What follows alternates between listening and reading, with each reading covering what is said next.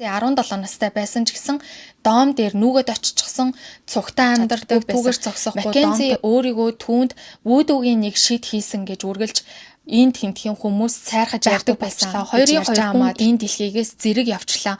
Тэгтэл энэ хүн хамтран ажиллах тэр инфлюенсерийнхаа ажлыг хийх юм ингээ комент бичээд байж ах ч гэж. Бүгдээрээ сайн уу? Шинхэмжлэгтэй тавтай морил. За өнөөдөр би та бүгдтэй гэмт хэрэг ярьж өгөх болно. За хэрвээ та анх удаа миний бичлэгийг үзэж байгаа бол би өөрхөн сувгаараа дамжуулан олонний танил од хүмүүсийн хов жив драма голчлон ярьдаг. Үүнийхээ хажуугаар Мерсер энэ тэнд болсон эвгүй зүйлс, энэ тэнд болсон аюултай жоохон тийм гэмт хэргийн шинжтэй эвгүй асуудлуудыг мөн бичлэг болгон хүргэдэг байгаа. Өнөөдөр ч гэсэн ээлжид нэгэн хар бараан бичлэгээ хийх гээд ингээд сууж байна. Тэгэхээр яг одоо миний бичлэгийг үзээд сууж байгаа та гэмт хэрэг сонсох дурггүй, гэмт хэрэг сонсчих юм бол таны хувьд сэтгэл зүйд тань хүчтэй нөлөөлдөг, ургуулan боддог, зүй зүүн тань эвгүрдэг гэдэг ч юм уу. Өөрт тань сөргөөр нөлөөлдөг бол энэ бичлэгээс гараасай гэж бол би хүсмээр байна. За түүнээс гадна жирэмсэн болон хөхөл эмэгтэйчүүд энэ бичлэгийг үзээд хэрэггүй бах гэж би бодож байна. Мөн би бичлэгүүдээ, ховны бичлэгүүд, ийм хар бараан бичлэгүүдээ ч гэсэн бүгдийг нь хүүхдэд зориулагдаагүй гэж оруулдаг. За тийм учраас хэрвээ таны хүүхэд өөрөө дур мэдэн насаа нэмж YouTube аккаунт нээгээгүй бол хин нэгэн насанд хүрсэн ах эгчийнхаа, аав ээжийнхаа YouTube аккаунтыг ашиглан бичлэг үздэггүй бол миний бичлэг танай хүүхдэд автоматар recommend маягаар санал болгогдож харагдахгүй. За тийм болохоор энэ бол цэвэр эцэг эхийн хараа хяналт, эцэг эхийн хариуцлагын асуудал байгаа шүү гэдгийг мөн тодтогч хэлмээр байна. Миний нөгөө нэг иймэрхүү хар бараан бичлэгүүд ингээд оруулаад явхлаар доор нь хүмүүс хүүхэд үзчихвэл яах юм, хүүхэд ингэчвэл яах юм, ийм амар юм ярахаас өмнө хэлэхгүй яасын чи гэдэг ч юм уу иймэрхүү комментууд бол Мерсер ирж байгаа харагддаг. За тэр хүмүүс бол уул нь би бичлэгүүд дээрээ хилээлээдэг. Гэхдээ яг тэр хэлсэн хэсгийг маань анзаараагүй өнгөрөөцсөн учраас тийм комментууд бичдэм болоо да гэж би боддог.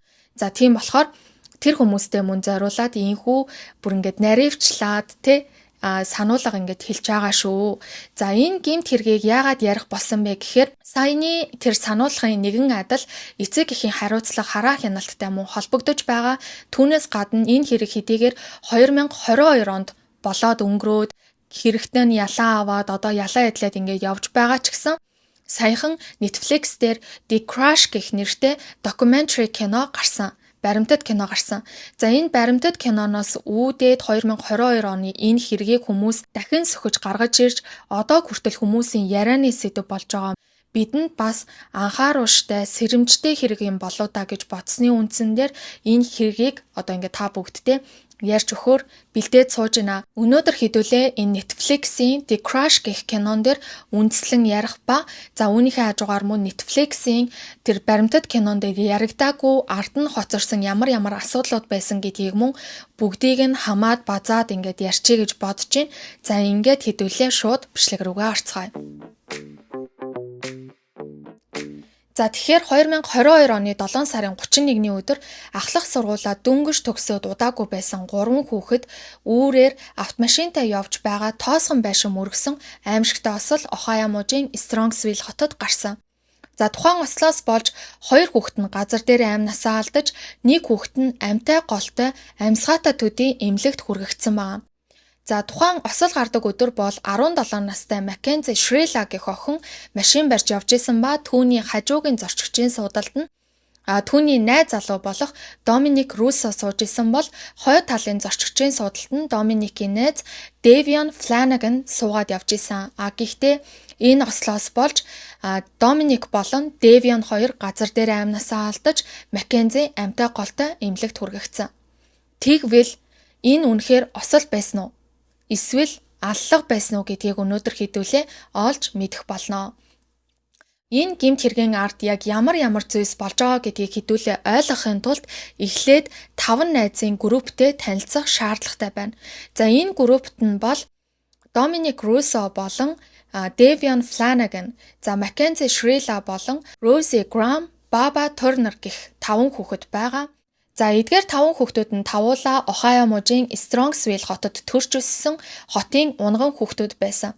Маккензигийн тухайд тэрээр 2004 оны 8 сарын 2-ны өдөр төрсөн ба хараахан 18 нас хүрч амжаагүй буюу төрсөн өдөр болохоос 2 хоногийн өмнө энэ хэрэг гарсан учраас 17 настай гэж яригадаад явдаг. Тэрээр ахлах сургуульд байхдаа нэлээд нээлттэй нэлээд эрх дураараа байсан гэх юм уу. Өдөр болгон TikTok бичлэг хийдэг. Яг л нөгөө өсвөр насны хүүхдүүд ямар байсан тэгжил өдөр хоногоо өнгөрөөдөг байсан. Түүгээр зогсохгүй ирээдүйд тэрээр хувцас загвар болон лайфстайл чиглэлийн влог хийдэг инфлюенсер болох зорилготой мөрөөдөлтэй байсан. За түүний найз нь Rosie Graham гэх охин нь бол Маккензитэй ахлах сургуульд ороод танилцах үедээ тэрээр TikTok дээр 200 хэдэн мянган дагагчтай бас хөөрхөн инфлюенсер болчихсон байсан. Охин байсан тийм ч учраас Маккензи бол Розиг дагаж, дуурайж, түүн шиг инфлюенсер болох сонирхолтой байсан. Гэхдээ яг тухайн үед бол Маккензи ердөө 2000 гаруй дагагчтай байсан тийм охин юм байна лээ. Маккензигийн тухайд гэвэл бас нэлээд ярих юмтай учраас энэ хүртэл яриад ингээд өнгөрөөчихье. Нэрээ энэ дээр бас нэг хэлэх ёстой зүйл болол тэрээр өдөр болгон тийм загварлаг хувцлахыг хичээдэг байсан. Сурагч хэдийч сурагчийн цүнх биш харин гар цүнх юм жижигхэн нөгөө мантуу багтахгүй цүнх гэдэг штэ тий. Тийм жижигхэн цүнхтэй хүртэл ингэж явдаг байсан нь Розид маш тийм загварлаг санагддаг байсан гэж энэхүү докюментари баримтат кинон дээр Рози өөрөө ярьсан байдаг. За дараагийн хүн нь бол Доминик Руссо буюу найзууд болон гэр бүл нь түүнийг Дом гэж ярьдаг учраас цаашаа үргэлжлүүлээд хэдүүлээ Дом гэд яриад явчихъя. За Домын тухайд 2001 оны 9 сарын 24-ний өдөр төрсөн нөгөө хоёрыгоо бодвол арай эрт 2 жилийн өмнө ахлах сургуулаа төгсчихсөн байсан. За тэрээр хөгжим, спорт, арилжаа зэрэгт маш их сонирхолтой түүний эргэн тойрныхан болон гэр бүлийнхнийх нь ярьж байгаагаар болол тэрээр багаасаа тусдаа гарчихсан өөрөө арилжаа хийж өөрийнхөө зардлыг болгодог түүгээр зогсохгүй гэр бүлийнхандаа хүртэл тусалдаг байсан тийм тусч инрэнгүй дулаахан зөөлхөн хүү байсан гэдгийм байна лээ. За тэгтээ түүний энэ арилжааны асуудал биш дээ. За энэ арилжаан дээр нь бол хүмүүс маш олон эвгүй зүйлсийг бас гаргаж ирж ярьсан учраас үүнийг нь хэдүүлээ хожим нь ярих гэж бодож байна. За дараагийн ярих хүү бол Devion Flanagan гэх хүү байгаа. Тэрээр 2003 оны 3 сарын 11-ний өдөр төрсөн. За яг хэрэг гарах үед бол 19 настай, дөнгөж 19 нас хүрээд удаагүй байсан. За тэрээр багаасаа хөл бөмбөгт маш их сонирхолтой ахлах сургуульд байхдаа ахлах сургуулийнхаа хөл бөмбөгийн тамирчин байсан. Гэхдээ ингэж хөл бөмбөгийн тэмцээнд оролцож явж байх үедээ өвдөг болон булчин шүрмсэндээ маш тийм хүчтэй гэмтэл авсан учраас цаашид тамирчны замлаа үргэлжлүүлэх боломжгүй болсон. Харин оронд нь тэрээр үсчнээр сурахаар төлөвлөөд үсчнээр коллежид явах гад ингээд бэлдээд байжсан дөнгөж бас ингээд ахлах сургуулаа төгсөөд удаагүй байсан үе. За найзуудын групп болгонд нэг юм хамгийн алай хошин шооч тэр найзуудын группийг тэр найзуудын харилцааг маш гоё тийм эерэг дулаахан болгодог хүн байдаг да. За тэр бол Devion байсан. Одоо найзууд дундаа хамгийн алай хошин шооч зантай нэгэн үргэлжил инээж явдаг байсан хүү байсан гэж байгаа. Тийм ч болохоор түүний гэр бүлийнхэн бол түүнийг маш ийдэг дотн нэгэн байсан гэж ярьдаг. За энэ Flanagan гэх гэр бүл бол бас маш сонирхолтой гэр бүл. Энэ Devion гэх хүн өөрөө өргөмөл хүн юм байна лээ. Түүгээр зогсохгүй түүний доод 2 дүүн ч гэсэн өргөмөл ингээ 3 өргөмөл хүүхэдтэй айл байсан юм байна. Гисэн хэдийж зөвхөн цусан холбоотой хүмүүс л гэр бүл болдгийн биш гэдгийг энэ гэр бүлийнхэн амьдралаараа батлаад явж исэн. Тэрээр өөрийнхөө 2 баг дүүтэй том ах нь байж, өөрийнхөө аав ээжтэй өмг туршиг тулгуур нь байсан боловч нэг л өдөр ийм аимшигтай осол болж тэрээр энэ хорвоог бүр мөсөн орхисон байгаа. За дараагийн хоёр болол Rosie Graham болон Baba Turner нар байгаа. За тэр хоёр бол тухайн үедээ хоёулаа 18 настай байсан. Өдөр бүр хамтдаа цагийг өнгөрөөдөг, ирээдүй, ажил, карьер, зорилго гэд юу ч тэдэнд бол сонирн байгаагүй. Яг л нөгөө өсвөр насны хүүхдүүдийн нэгэн айдал өдөр болгон цуглаж, уулзаж, инээлдэж, элдв зүйлийг ярьж, марцганаж цаг хугацааг өнгөрөөдөг байсан ийм 5 хүүхэд. За энэ дундаас Маккензи болон Дом хоёр хоорондоо үерхдэг, Баба болон тэр Рози гэх охин хоёр хоорондоо үерхдэг байсан. Баба бол өөрийгөө энэ Devion гэх залуугийн сайн найз нь байсан гэж ярьдаг. Харин Devion нь бол Домын найз. Ингээд нөгөө найзуудын хүрээллээрээ хоорондоо танилцаж явсаар байгаад ийм 5 найзын хүрээлэл бий болсон байна. Гэхдээ энэ хүүхдүүдэд бас нэгэн сул тал байсан нь юу байсан гэхээр тэд хамтдаа маш ихээр мансуурдаг байсан. Та бүгд бол угаасаа мэдчил байгаа байх. Америкийн өсвөр насны хүүхдүүд бол ихэвчлэн ингэж мансууруулах бодис өвс татдаг, матдаг тиймэрхүү юм бол сонсч байсан байх. Гэхдээ энэ хүүхдүүд бол зүгээр нэг мансуурах биш. Өвс татаад өнгөрөх юм биш. Бүр өөрсдийнхөө хоолндоо хүртэл яг тэр мансууруулах үйлчилгээтэй тиймэрхүү урамлуудыг хүртэл хийж иддэг байсан. Талхан дундаа ингээд хийгээд иддэг гэх жишээний нэг тиймэрхүү байдлаар бол идэж хэргэлдэг байсан, өвс татдаг байсан. Үүнийхээ хажуугаар мөөг гэдэг зүйл яригадаад байлээ. За энэ мөөгийг нь бол би сайн мэдэхгүй байна. Миний бодлоор яг л шууд утгаараа мөөг гэхдээ сэтгцэд тодорхой хэмжээгээр нөлөөлдөг, мансууруулах үйлчилгээтэй тийм мөөг юм шиг байгаа хатаасан. За тийм имийг бол хэргэлдэг байсан нь зураг бичлэгээр баталгаажин тодорхой болсон байгаа. За мэдээж хүүхдүүд нь янз бүрийн зүйл хийгээд яваад байгааг эцэг эхчүүд нь бол гадарлаж л байгаа. Ядахнаа л хүүхэд нь оройтод ирэх үед хинтээ хаана юу хийж явж исэн гэж эцэг эхчүүд бол асуух нь тодорхой штэ. Энэ дундаа Flanagan гэх өргөж авсан аав ээж хоёр нь бол илүү хүүхдүүдтэй анхаардаг байсан бусад гэр бүлээгээ бодвол. Хэдийгээр хүүхдүүдээ өргөж авсан ч гэсэн аав ээж хоёр нь хүүхдүүдтэй маш их анхаарал хяналтыг тавьдаг байсан. Тэд Дэвионыг хинтээ юу хийгээд яваад байгаа, яагаад ингэж оройтод байгаа гэж бол байнга шалгаадаг байсан. Дэвион яг тухайн үедээ хөлөө гимтээчгээд түүнээсээ болоод шин найзуудтай болсон гэж байгаа байхгүй юу. Энэ цаг мөчөөс нь эхлээд аав нь бол юу гэж хэлжсэн гэхээр чи зүгээр наад хүүхдүүдэд надад харуулхад л би чиний ирээдүг чамд шууд ингээд нүдэнд чинь харагтал ярьж өгч чадна гэж хэлдэг байсан баа. За түүгээр зогсохгүй Дэвион юу гэжсэн гэхээр эн чинь хар тамхи биш шүү дээ. Эн чинь зүгээр өвс. Энэ зүгээр л ямар ч тийм хортой зүйл байхгүй. Зүгээр л тамхил гэсэн үг гэж аав ээжигээ ухуулж аав ээжийнхаа тархийг угаахыг оролдожсэн боловч аав ээж нь бол үгүй энэ бол байж болохгүй. Чи ийм зүйл хэрэглэж болохгүй. Наа чин тодорхой хэмжээний нөлөөтэй гэд эсэргүүцчихсэн. За тийм болохоор хүүгээ эрт дээр битгий хийлдэ, битгий тамхи таталтаа гэж бол гуйжсэн байна. За харин нөгөө талд Маккензигийн аав ээж хоёр нь юу гэж ярьдаг гэхээр бит хоёр охиноо ийм өвс мөвс хэрэглээд явж байгааг нь бол мэдчихсэн. Гэхдээ энэ бит хоёрын хувьд бол асуудал биш.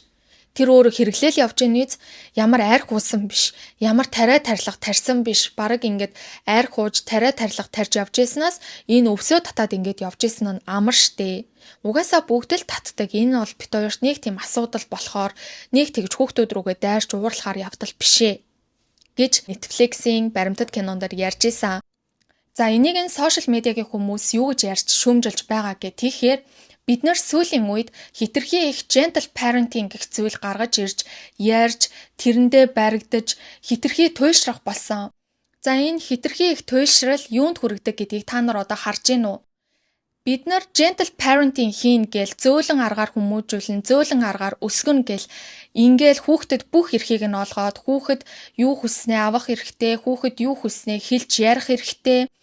Хүүхдийг ерөөсөө загнаж болохгүй, зодож болохгүй, хүүхдэд өөрийнхөө сэтгэл мэдрэмжийг илэрхийлэх тэр нөхцөл боломж, орон зайг нь олгох хэрэгтэй. Гэвь бүх эрхийг нь олгодог хэрнээ үүнийхээ хажуугаар тэр хүүхдээ хүмүүжлийг нь мартчихдаг. Хүүхдэд ямар ч хүмүүжил олохгүй, хүүхдэд ямар ч үүрэг хариуцлага үүрүүлэхэ болчихдог. Харин оронд нь маш ихээр эрхийг нь олгож ингэж явсаар байгаад нөгөө хүүхд нь буруу байдлаар эрхлээд эцэст нь харж гин үү? Бид нар нийгмийн эсрэг гэмт хэрэг хийж байгаагаас ялгаагүй бид нар нийгэмд аюултай хүмүүсийг бүтээж гинэ гэж тэднийг шүүмжлэх болсон. Тэр хоёрыг бол хитрхи зөөлөн эцэг их гэж хүмүүс дүгнж байгаа. Угаасаа хүүхдэд толгой дээр гаргачихсан, хүүхд нь ингэмээрэн тэгмээрэн гэвэл бүгдийг нь хийж өгдөг, бүгдийг нь өөрийнх нь хүслээр байлгадаг. Тийм ч болохоор наад хоёр чинь ингээд хар тамхи хэрглэж инээ тэрэ гихт нь за гэд ингээд тайван сууцгааж гинэ. Ямар ч эцэг их айлч орны, айлч соёлоор хүүхдүүдээ өсгсөн байсан. Хүүхдүүдтэй хар тамхи хэрглэж гин, өвс татж гин гэхийг нь сонсчоод за гэж суух эцэг их байхгүй гэж тэднийг шүүмжлэн ярьж байгаа. За ер нь бол яг энэ сошиал медиагийн хүмүүсийн ярьж байгаа нь нэг талаасаа зөв юм шиг санагдсан. Мэдээж эрхийг нь олгоно, мэдээж хүүхэд юу хиймээр вэ, яамаар вэ, хүүхдийн тэр сэтгэлгээг нь хайрцаглаж болохгүй. Гэхдээ зөрүүлээд бид нар хүмүүжлийг нь зөвөр олгох ёстой. хатуу байх үедээ хатуу байх ёстой байна гэдгийг энэ кейс бүх дэлхийд ойлгуулж өгсөн кейс гэж яригадаад байгаа байхгүй юу? За ийм байна. За ингээд үргэлжлүүлээд хэдүүлээ яг хэрэг болдог үеийн талаар жоон дэлгэрэнгүй яриадах юм. 2022 оны 7 сарын 30-ны өдөр энэ бол миний олж авсан мэдээлэл байгаа шүү. За Netflix-ийн докюментари дээр гараагүй Дом, Дэвион, Маккензи 3 Келли гэх найзах руугаа эхлээд очсон. 22 цаг 30 минутын орчимд тэр найзынхаа үйлчлэг дээр нь очсон. Яагаад тэгэхээр тэд нар ч нөгөө бүгд ахлах сургуулаа төгсчлөө гэж баяртай байсан учраас ийхүү үйлчлэг дээр очсон. Гэхдээ үйлчлэг төдийлөн хөгжилтэй байгаагүй учраас тэндээ очисон даруйдаа удалгүй тэр гурав хоорондоо маргалдаж эхэлсэн гэж аа. Ингээд маргалдаж агаад 23 цагийн орчимд ердөө 30 минут байгаад өөр найзах руугаа явхаар болсон. За юуны талаар маргалдаж исэн гэдгийг нь бол тэр найзандаа очихгүй очиж мансуурахгүй гэдэг л юм ярьж маргалдаж исэн гэж болов хэлсэн байдаг юм байна лээ. Тэгээд тэр найзахаас гараад Роузи руу мессеж утсан. Ингээ мессеж өчгтээ очиж болох уу? Ингээ бөөнөрөө хамтдаа нэг өдрийг гой ханг аут хийгээд өнгөрөө гэдэг ингээд мессеж битсэн. За ингэхт нь Роуз тэгвэл та хэд биднэрт mushroom буюу мөөг аваад ирээ гэд тиймэрхүү мессеж бичсэн маа. Ингээд нөгөө хэд ч гэсэн мөөг аваад очисон. Очоод бүгдөө хоорондоо хөгжилтөөд тамхи татхан татаад өвс татхан татаад мансуурч эхэлцгээсэн гэх юм уу? Энэ үед л Маккензи ганцаараа ямар ч өвс татаагүй, ямар ч тийм тэр мөөг зөөгөө хэрэглээгүй. Яагаад тэгэхээр Маккензигийн хоолооноос нь тийм цустай хар өнгийн цэр гарч ирсэн учраас энэ аюултай төвшөнд хүрчжээ. Одоохондоо чи хид удаа алгассан дээр байхаа гэд ингээд Маккензи хэрэглээгүй мэн лээ. Бусд нь бүгд хэрэглэсэн. Ингээд удалгүй оройч болчихсон учраас тэд нар мөөгөө бол хэрэглээгүй гэж Роузи ярьдаг. За энэ бол Netflix-ийн докюментари кинонд гарсан хэсгээс нь үргэлжлүүлээд ингээд ярьж байгаа шүү. За Роузигийн ярьж байгаагаар бид нар хоорондоо ерөөсөн маргаагүй тэр хугацаанд бол хин нэг нь огтхон ч уур амьсгалыг эвдээгүй ямар ч маргаан болоогүй гэж ярьдаг. Гэхдээ энэ Роузигийн ярьж байгаа зүйл бол маш эргэлзээтэй, олон нийт ч итгэхгүй байгаа. 3 цаг гэхэд Маккензи гүн нойрондоо автаж эхэлсэн. Харин Дом бол түүний үсийг илбээд хажууд нь хэвтчихсэн.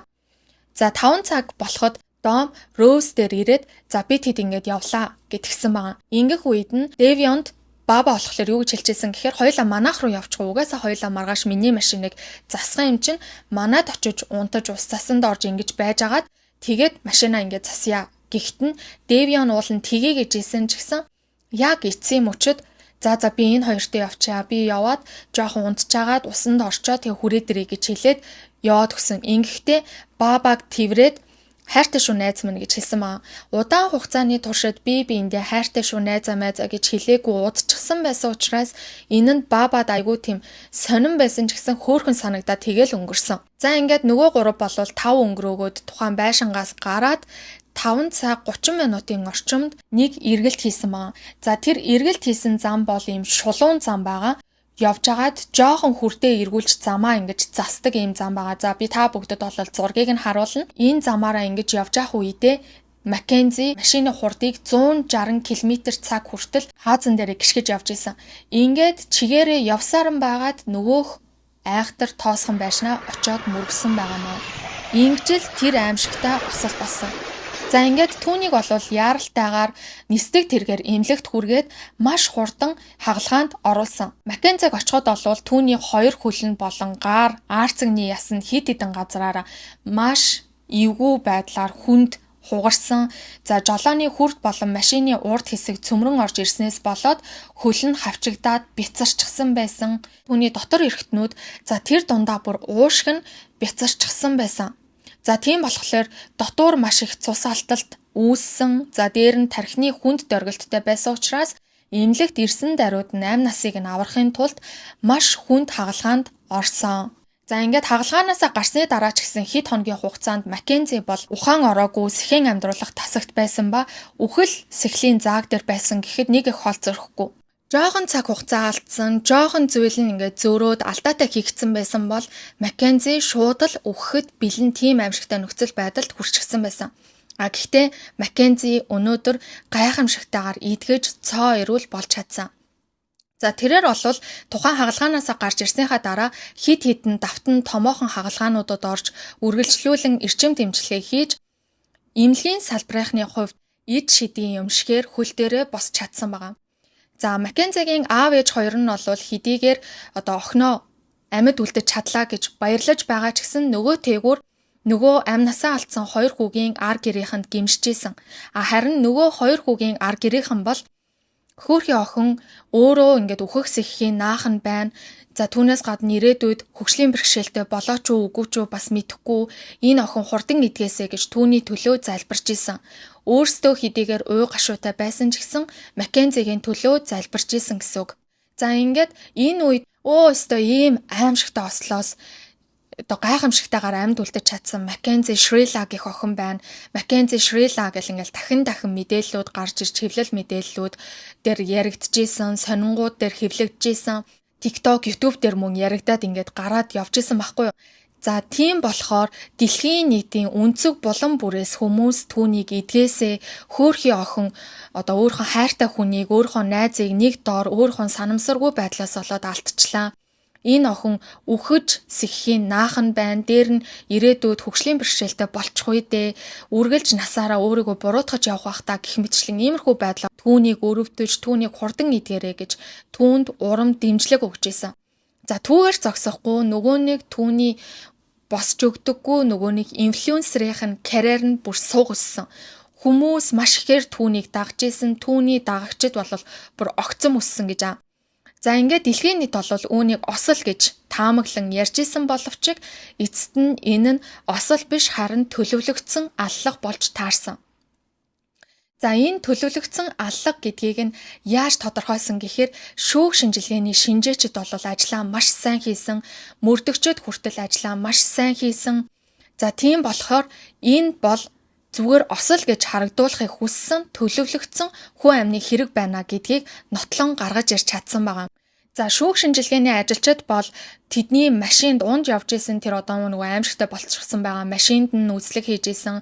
За түүгээр зогсохгүй хохирогчд болон Маккензигийн гар утас лаптопууд дээр нь үзлэг шинжилгээ хийгээд явж исэн. Яг энэ хэсэг болол Netflix-ийн докюментари кинонд гардаггүй. Гэхдээ айгүй тийм хачирхалтай зүйл нь юу байсан гэхээр Маккензигаас мөрдөгчд очоод өөрийнхөө утсыг өгөөж бид нар чиний утсан дээр ингээд шинжилгээ хийх хэрэгтэй байна. Хэрэгт ингээд чухал ач холбогдолтой юм аа гэд очоод авах гэхэд нь Маккензи юу гэжсэн гэхээр та нар зүгээр миний жолооны эрхийг 10 жилээр хасчиж болохгүй мүү? Заавал миний утсыг хураах юм уу гэж асууж исэн маа. Энэ нь мөрдөгчдөд бас айгүй сонин санагдчихсэн гэсэн. Гэхдээ яг энэ хэсэг бол Netflix-ийн докюментари кинонд гараагүй. Дараагаар нь тэд түүний унаж явсан машинд нь механик гэмтэл байсан хэсэг дээр нь мөн шинжилгээ үзлэг хийсэн. Хүрд болон дуугу, хааз, тоормс зэрэг дээр ямар ч механик гэмтэл, эвдрэл, одоо гажилт юу ч байгаагүй. Тийм учраас тэдний дүгнэлтээр бол машин дээр ямар нэгэн механик гэмтэл байгаагүй гэдэг дүгнэлт гарснаар энэ осол нь машинаас болж гараагүй гэдгийг тогтоосон байна. За түүний дараачаас түүний цуснаас нь бол дээж аваад toxicology-гийн шинжилгээ хийсэн. Хорт бодисын шинжилгээ хийсэн маа. Гэхдээ Маккензигийн тэр хорт бодисны шинжилгээний хариугаар түүний биед ямар ч арх мансууруулах бодис илрээгүй. Зөвхөн яг тэр нөгөө өвсөнд байдаг THC гэдэг бодис байдгийн маань мансууруулах бодис. Тэр бодис л илэрсэн. Гэхдээ тухайн бодис нь Маккензиг мансууруулад энэ ослыг санамсаргүй хийх одоо нөхцөл байдлыг нь бүрдүүлсэн гэж нотлоход хангалттай нотлох баримт болж чадаагүй. Яагаад гэхээр Маккензи бол машин барьж байхдаа үргэлж өвс татдаг. Тэрнийгээ одоо ингэж бичлэг хийдэг байсан. Тэрийгээ одоо өөрсдийгөө кул гэж мэдрэхийн тулд тийм бичлэгүүд хийдэг байсан байгаа байхгүй юу? За энэ нь шүүхтэр өөрөх нь эсрэг нотлох баримт болж ингэж ашиглагдсан байна. За ингээд үргэлжлүүлээд машины EDR буюу бидний сайн мэдхээр машины хар хайрцаг гэж яригддаг да. За тэр хар хайрцагн дээр бичигдсэн сүүлийн 5 секундын мэдээллийг ил болгож сэргээж чадсан байна. За тэр мэдээлэлдэр бол сүүлийн 5 секундэд Маккензи нэг ч удаа тоормсон дээр гიშгээгүй харин 100% гიშгэлтэйгээр зөвхөн хаазан дээрээ гიშгэжсэн. За хаазан дээр гიშгсэн хувийг нь харахад 100 гэсэн хэрнээ тоормсон дээр гიშгсэн одоо хувийг нь харахад тэг хувьтай байсан. Хүн ингэдэг гэнэлтэй одоо урд нь ямар нэгэн байдлаар амтан гарч ирээд хүн гарч ирээд эсвэл зам дээр ямар нэгэн зүйл байхаар өөрийн мэдээлгүй хүрдээ дардаг, өөрийн мэдээлгүй шууд тоормсоо гიშгдэг. Энэ бол хүний цаад одоо ухамсарт нь байдаг тийм рефлекс маягийн зүйл гэж байгаа байхгүй. Гэтэл Маккензи нэг ч удаа тоормсон дээрээ гიშгээгүй. За хэдийгээр яг Netflix-ийн тэр докюментари кинон дэр гараагүй ч гэсэн өөр мэдээллүүдээс ингээд харахад бол хүн 160 км/цагийн хурдыг авахын тулд хаазан дээрээ хамгийн багадаа 24 секунд тасралтгүй гიშгсэн байх ёстой гинэ. Тэгжээж энэ хурдыг авдаг.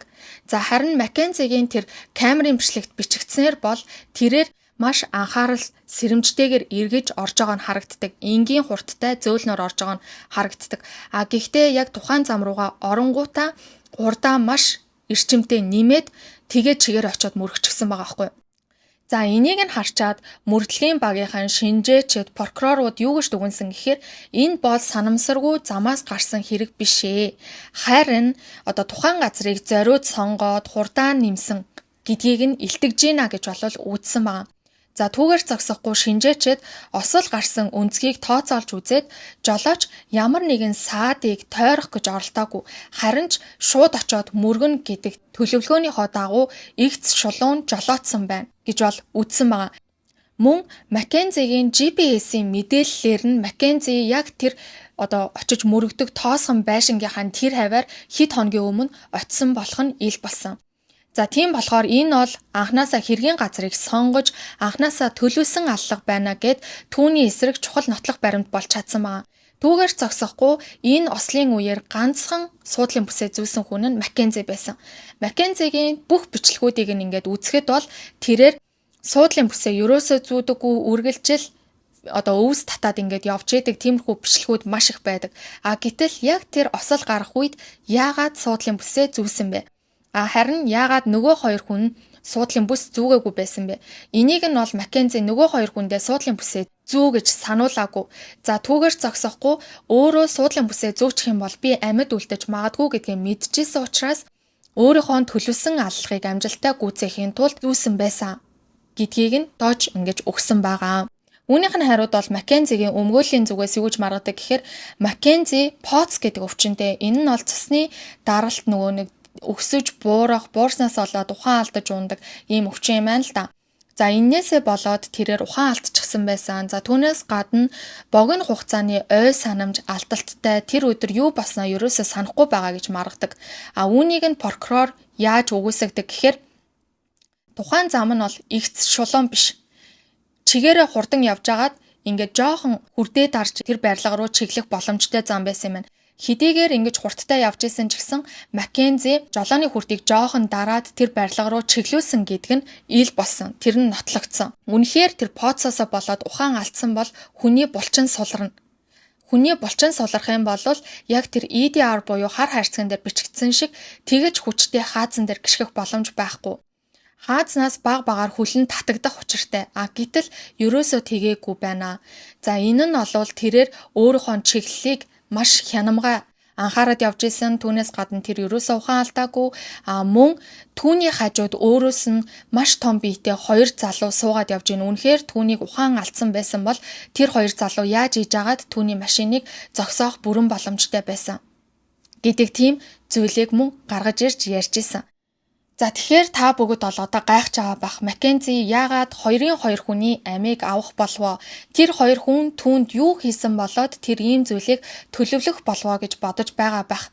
Маккензи болон Дом хоёр бол танилцаад удалгүй бие биедээ маш ихээр татагдаж хүчтэй холбоо үүсгэж исэн.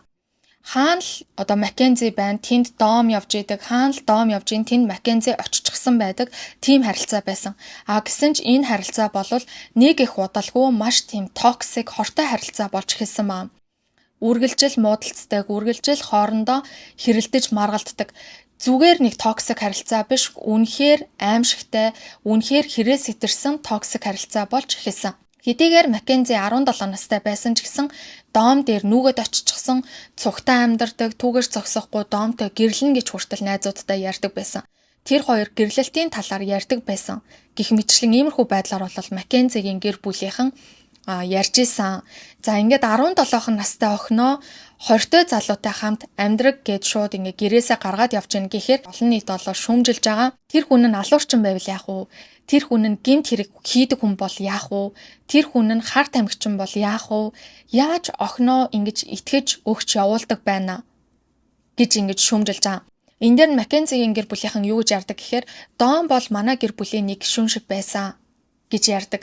Гэхдээ яг ингээ миний гэр бүлийн гишүүн шиг санагддаг, миний охин хүү шиг санагддаг гэж ярьдаг хэдийч яг тэгэж санагддаг хүн нь өөрийнх нь охиныг, өөрийнх нь хүүг нь, амийг нь хөнөөчихсөн явдал зөндөө байдаг тийм үү.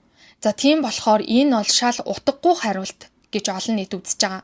Дом, Маккензи хоёр хэдийгээр токсик харилцаатай байсан ч гэсэн энэ бүх хугацаанд Маккензид маш үнэтэй тансаг бэлгүүдийг Дом бэлгэлдэг байсан, түүний бүх зардлыг гаргадаг байсан гэх мэтчлэн охиныг бол торгонд хөлбрүүлж тосонд умбуулдаг байсан. Гэхдээ Маккензи ч гэсэн өөрөө боломжийн айлын хүүхэд байсан юм байна лээ. За энэ дээр нь хүмүүс нэг зүйлийг гаргаж ирж ярьдаг нь юу байсан гэхээр Дом бол хөрөнгийн бирж дээр арилжаа хийдэг тийм хүн байгаагүй. Наа чин харт амхны дилер байсан юм а гэдэг тийм эвгүй мэдээллүүд айгүйх гаргаж ирж байсан. Одоо ер нь бол өсвөр насны хүүхдүүд харт амх нийлүүлдэг. Бас нэг гар хүлэн болцсон явахыг бол өгөөсөхгүй тиймэрхүү одоо хүүхдүүд зөндөө байдаг. Түүний нэгэн адил Дом ч гэсэн тийм байсан, тийм болохоор ийм их хэмжээний мөнгө олдог байсан. Тэрнээс биш дөнгөж 20 хүрж байгаа хүүхэд бирж дээрээс арилжаа хийгээд найз охиндоо ийм их хэмжээний үнэтэй бэлгэнүүд авч өгөх хэмжээний бүр ганцаараа амьдраад өөрийнхөө зардлыг өөр нэг хүний зардалтай даах хэмжээний ийм мөнгө олох боломжгүй гэж ярьж илээ. Тэр нь ч гэсэн маш олон лайк майкыг авчихсан байлээ. За тэгтээ миний бодлоор бол яг одоо нэг өөд босон хүний хойноос бас тийм ингээд онцгүй зүйл яриад ах чинь тийм ч таатай зүйл биш штэ. Яг тэр хүн үнэхээр харт амхны дилер байсан уу үгүй юу гэдгийг одоо хинч мэдэхгүй, хинч мэдэх боломж байхгүй ар гэрээхэндээ магадгүй арилжаа хийдэг, мэддэг те coin хувьцаагаар ингэж мөнгө олдог гэж ярьж байгаад магадгүй өөр зүйл хийгээд явж ирснийг ч үгүйсэхгүй. За тийм учраас би бол тэрнийг нь харчаад гэж бодоол ингээд өнгөрсөн. За Домын тухайд гэвэл үнэхээр ийм токсик харилцаанд байсан учраас Маккензигаас салъя гэд бодож исэн.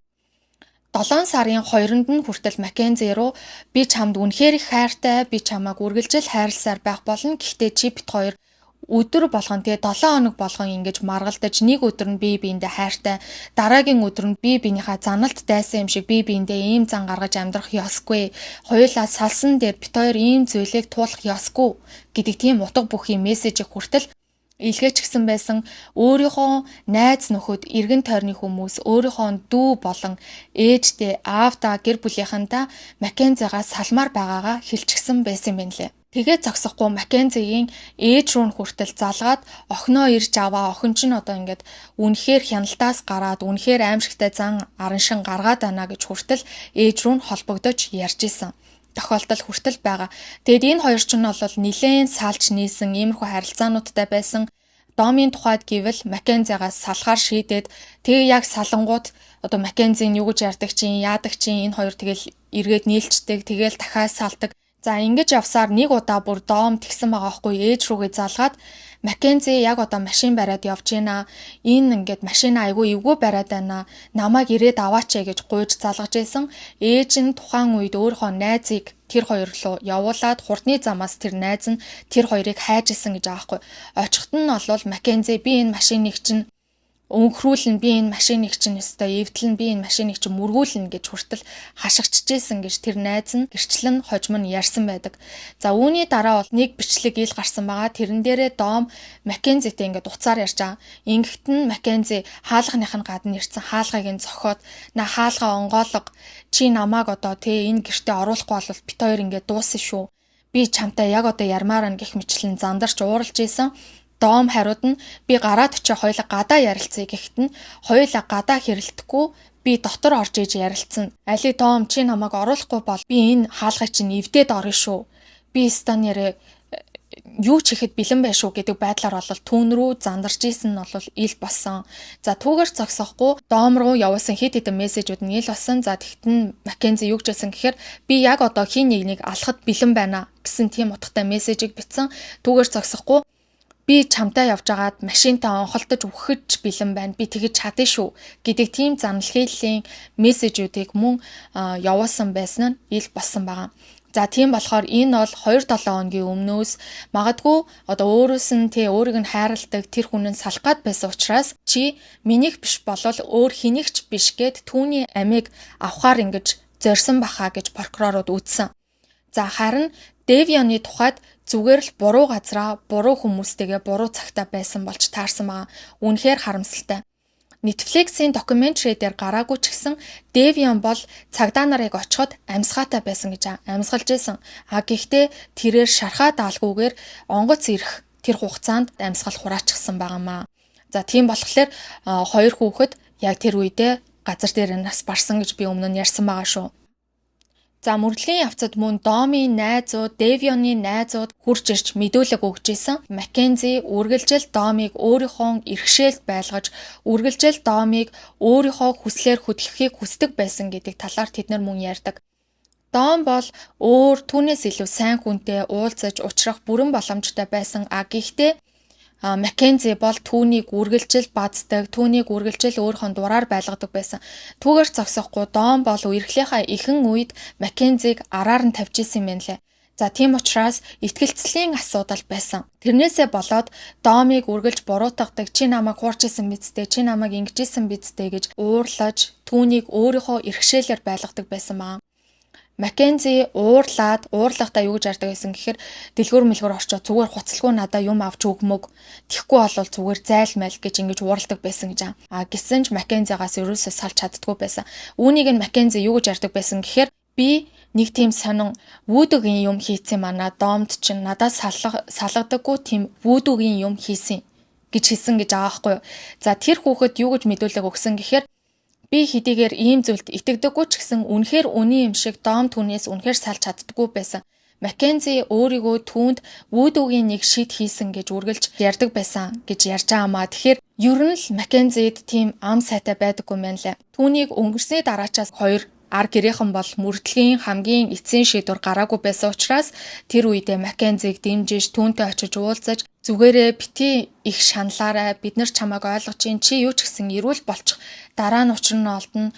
Дом үнэхээр сайн газар руу явсан баг, Девион маань үнэхээр сайн газар очсон байгаа гэх мэтлэн иймэрхүү байдлаар түүнийг аргадчихсан маа.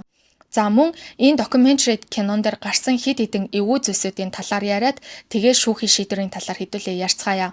Маккензиг эмнэлэгт хүргэгдснээс хойш комд байна, сэхэн амьдруулах тасагт байна, комд л байгаад нь сэрхгүй байна гэдэг байдлаар ар гэрийнхэн нь нөгөө хоёр гэрийнхэндээ хэлжсэн. Гэхдээ түүнийг сэрчгсэн байгаа гэдгийг нөгөө хоёр гэрийнхэн нь Маккензигийн тэр сошиал хаягаас нь олж мэдсэн байгаа байхгүй юу? Айгүй эвгүй. Осолт орсны дараачаас 2 хоногийн дараа нэг тийм комент Маккензигийн зураг дээр үлдээсэн юм байна л да. За тэр комент нь бол нэг байгууллагаас чи үнэхээр гоё харагдчихээн. Чиний энэ зургийг чинь бид нар өөрсдийнхөө вебсайтн дээр, өөрсдийнхөө аккаунтн дээр ашиглаж болох уу гэхэд нь доор нь Маккензигийн ээж нь тэр үнэхээр таатай байх болно. Би Маккензигийн ээж нана, та нар ашиглаж болно. Манай охин та нартай хамтарч ажиллахыг үнэхээр хүсэж байгаа. Тэгээд охин маань саяхан айгүй эвгүй тийм хэцүү осолд орсон байгаа. Гэхдээ тэрээр ингээд санамсаргүйгээр хоёр хүний аминд хүрчихсэн ч гэсэн өөрөө болт хийхийг хүсээгүй. Бид бүгдөө л нэг тийм жоохон харамсалтай, гимшингүй ийм хэцүү нөхцөл байдалд байна. Гэхдээ миний охин бүр илүү их шаналж байгаа байх гэж би бодож байна гэдэг тийм комент бичсэн байгаа.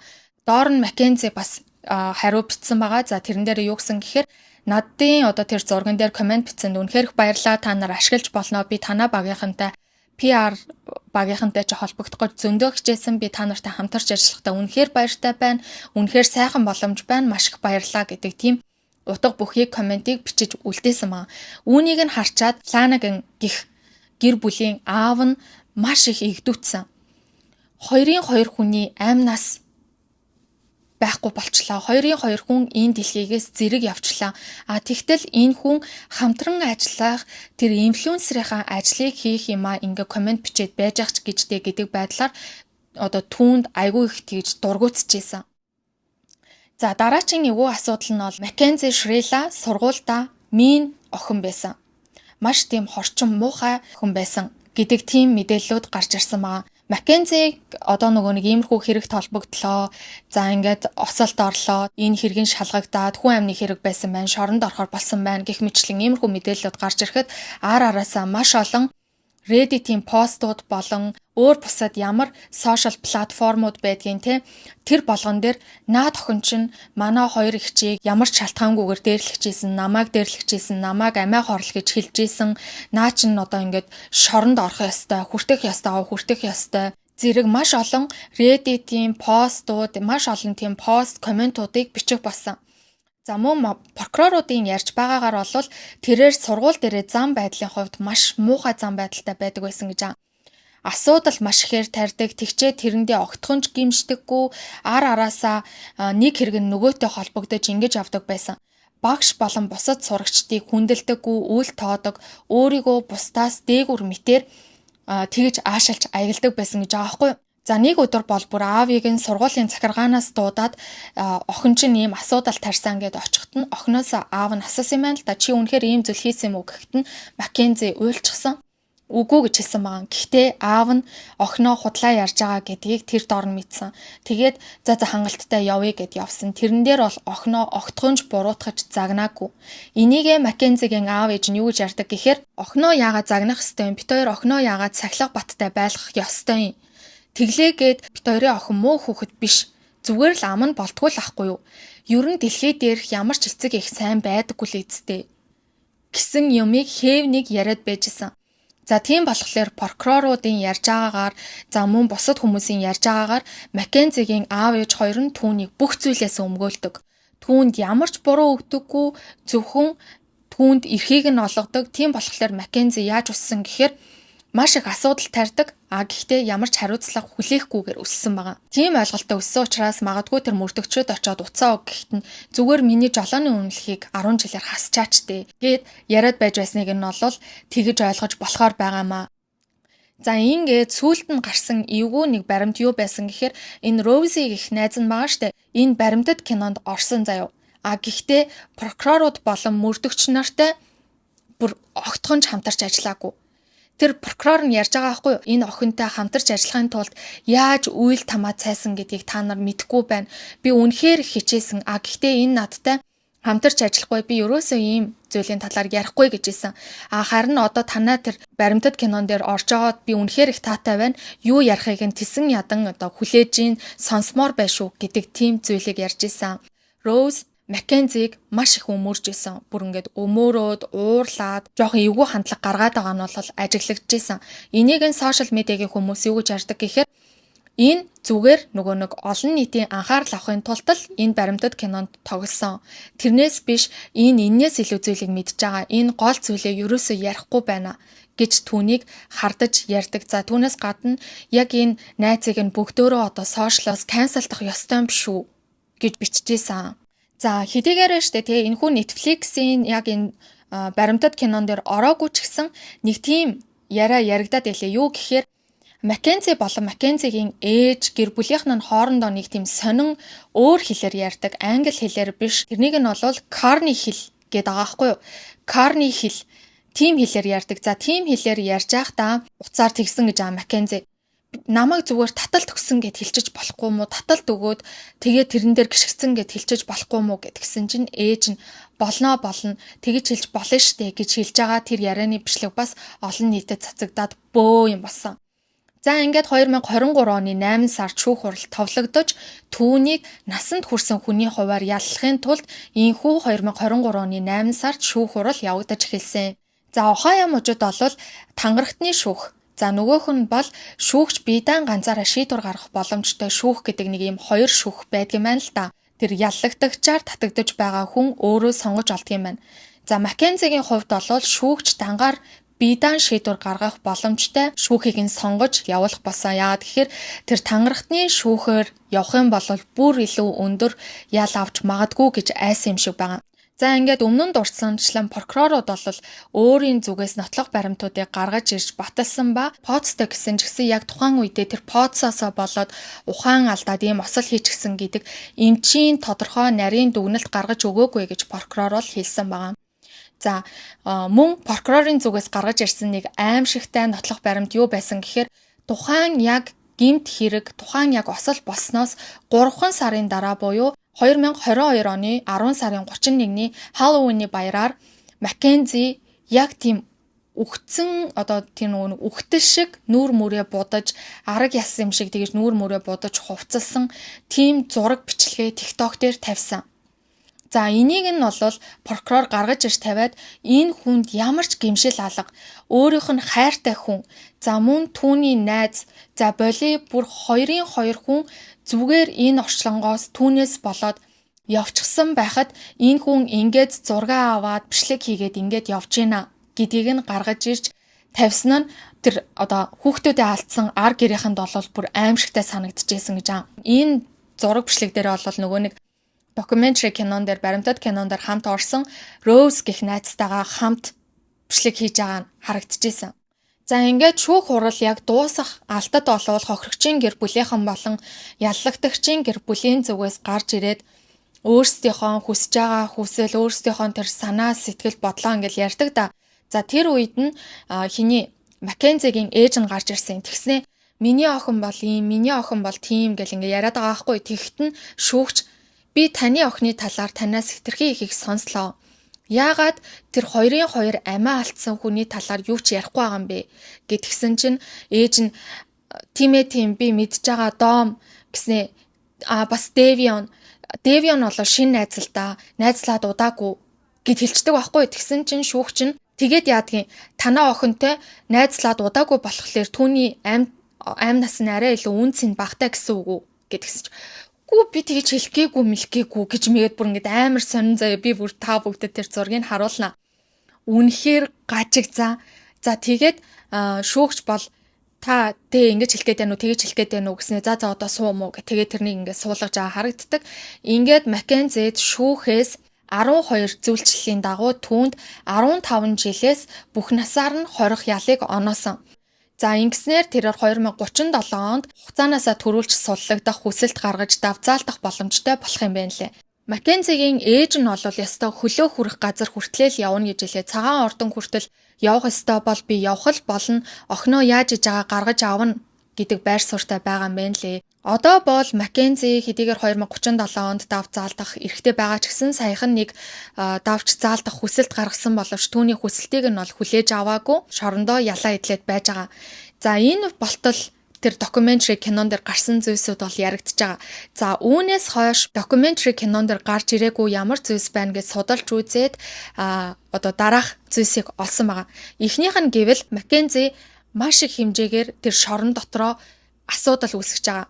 Шоронгийн эд хошил эвддэг, хүмүүс рүү хашгичдаг, зам байдлын доголдол гаргадаг, бэлгийн хүчирхийлэл үйлддэг гих мэтчлэн иймэрхүү байдлаар маш урт тийм жигсаалт бүхий гэмт хэрэгүүдийг өөрийнхөө ял дээр ял нэмүүлэх тийм зөрчлүүдийг гаргаад ингээд явж байгаа юм байна лээ. Тийм болохоор хүмүүс бол түүнийг багадаа 20-30 жил суунаа наа чинь хизээж 15 жил болоод гарч ирэхгүй гэж ярьж байгаа.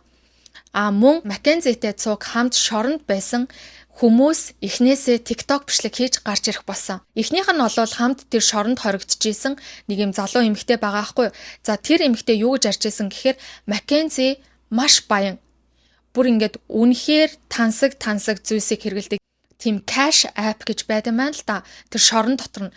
За тэр аппликейшнаараа дамжуулаад хэрэгтэй зүйлсүүдээ ингэж айгүй үнэтэй авдаг.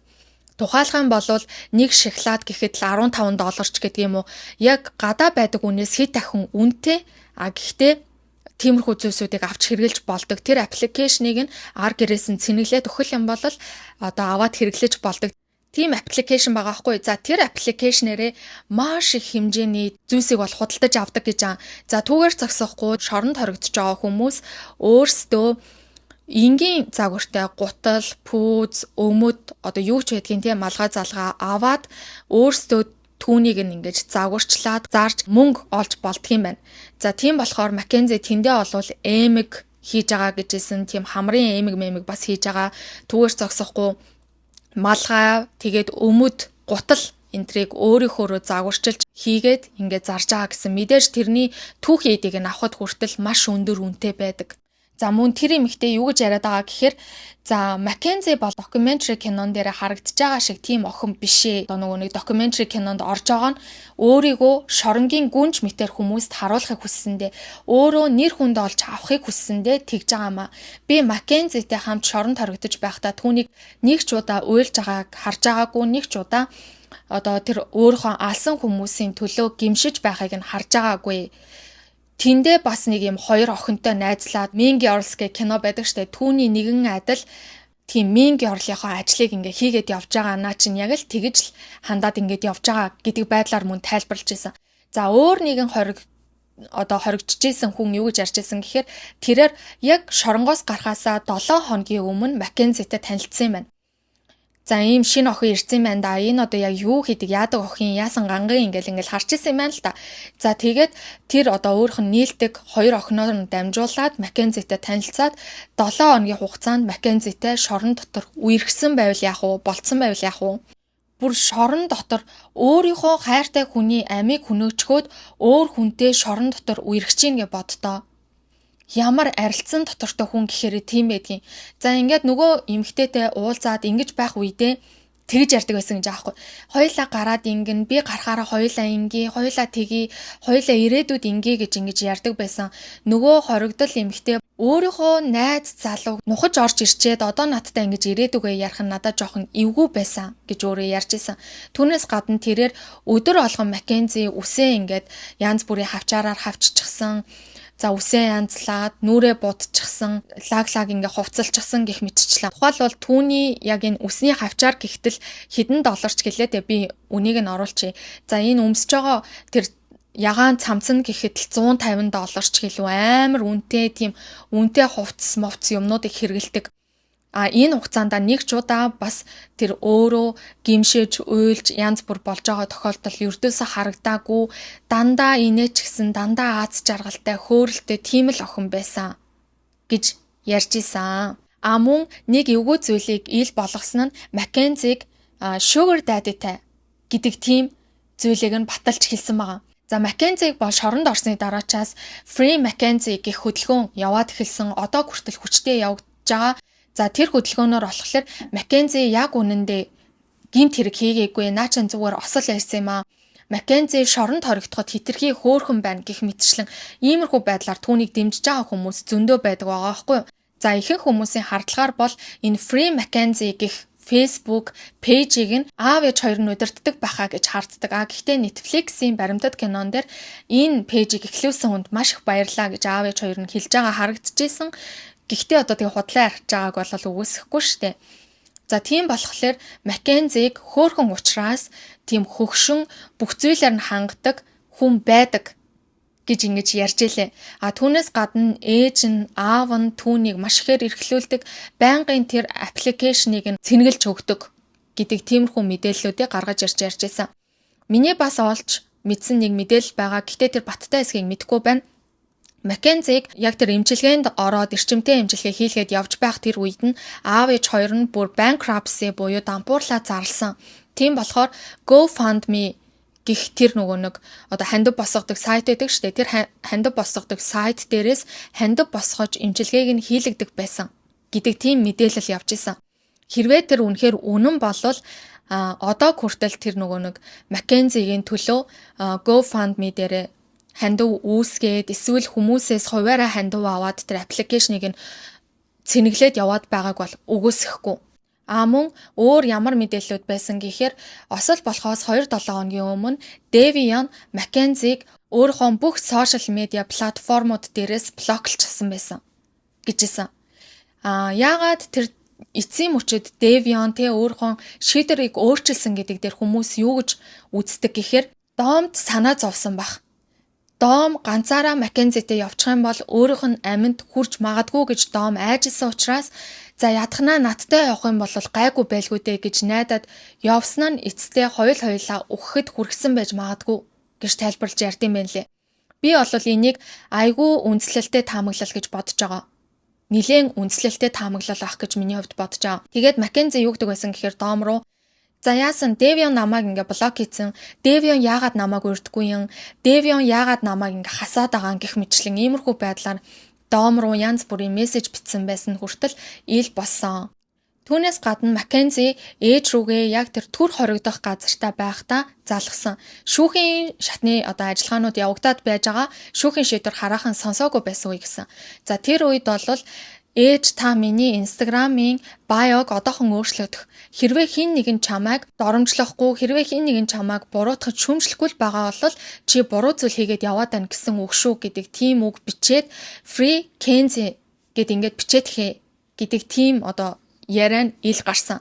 За түүгээр зогсохгүй ээж нь Маккензи тандаад энэ Домми аав ээж бол аимшигтай хүмүүс, Дом өөрөө аимшигтай хүмүүс байсан. Чи үүнд хизээж битгий санаа зов, чи ямар ч буруу зүйл хийгээгүй гэх мэтчлэн мөн ярьсан бичлэгүүд нь ил гарсан гэжсэн.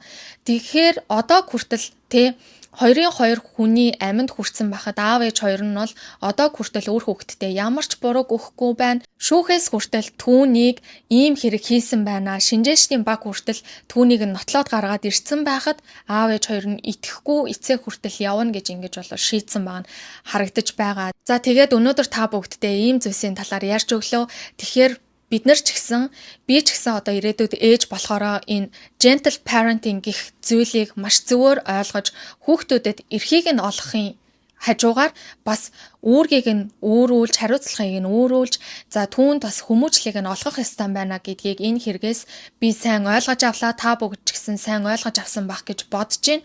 Хэрвээ ингээд хитрхи зөөлөн хандаад хитрхи өөрийнх нь талд өөрийг нь өмөөрөөд өөрийг нь сэтгэлгээг нь ингэж хайрцаглахгүй гэж ингэж хичээгээд байх юм бол хүүхэд магадгүй ирээдүйд нийгэмд аюултай өөр бусад хүүхдүүдэд аюултай ийм эвгүй хүн болж гарч ирэхийг үгүйсэхгүй юм байна. Бусад гэмт хэрэгүүдийн хажууд гэмт хэрэг үлдэх хүмүүсийн хажууд харьцуулаад үзэх юм бол энэ хүн чинь өөрөө дунджаас дээгүүр айлд амьдардаг, ямар нэгэн байдлаар аав ээж ар гэрн тийм хүчирхийлэлтэй харилцаа байгаагүй, зөөлөн аргаар түүнийг өсгөж ийсэн гэх мэтлэн түүний юу хүссэн болгоныг нь хийж исэн, аав ээж хоёр нь түүнийг өмөөрдөг, түүнд итгэдэг байсан гэх мэтлэн ийм сайхан амьдрал донд амьдарч өсөж торинчхоод нийгмийн эсрэг ийм аимшигтай хүн болж болдгийм байна. Тийм болохоор манайхаа бас нөгөө gentle parenting гэх зүйл дээрээ хитрхи туйлширч болохгүй гэдгийг эндээс та бүгд ойлгож аваарай. Ойлгож авсан байх гэж найдаж байна. За би бол нөгөө хааны гэр бүлээ бас бичлэгээ хийхгүй байдаа гэд бодож исэн ч гэсэн саяхан бас нэг бүр үнэхээр гэмээр нэг юм олоод мэдчихсэн. За тийм болохоор тэрнийхээ талаар нэг бичлэгийг мөн утгагүй оруулъя гэж бодож байгаа. За тэгэхээр та бүгд маань сувагтайгаа ойрхон байгаарай. Хэдүүлээ дараагийн бичлэгээр уулзцгаая. За ингээд түр баярлалаа манайхаа.